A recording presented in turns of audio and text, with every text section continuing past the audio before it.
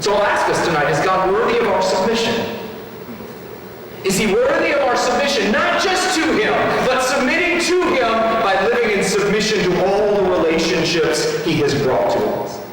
See, if God's worthy of submission, then he's also worthy of our submission to each other. Submission to God requires submission to each other. Again, it's not according to our understanding or our desires, but according to his word.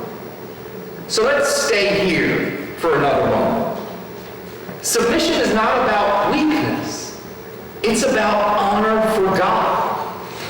I don't submit to leaders because they're greater than me, but because they are appointed by God for their leadership. Here's part of the beauty that I think we miss. Submission takes away the need to strive, and it stops the temptation to criticize, to covet, to compare, and to complain. Submission to God causes me to trust that I am where God wants me to be, doing what God has called me to do, and that I have what God wants me to have, and that if there's more, he will bring it when I need it.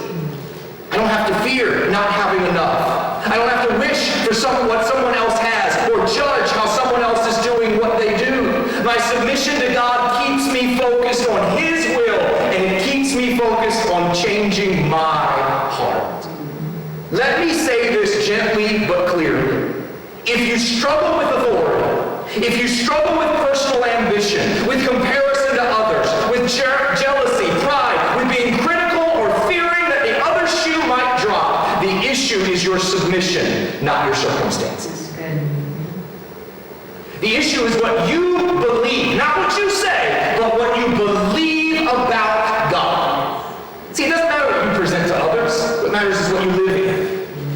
Because a lot of us are good at presenting to others. I can tell you to trust God when I'm worried to death. I can tell you what you should be doing while I'm not doing it at all. That means that my beliefs are not my beliefs. It means there's a submission issue where I know what's right, but I'm not applying it to my heart, and I'm not letting him do the work of changing my heart so that it will apply. See, submission to God begins with transformation of our hearts so that we can be conformed to Jesus' character. He does not care what we know. He cares what we believe.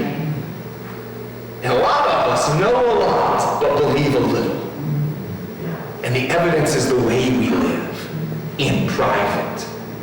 And I'm not even talking about sin. I'm talking about the thoughts that we give room to, the way that we live, the things that we talk about, the worries we hold on to, the yeah buts that we add every time God does something good.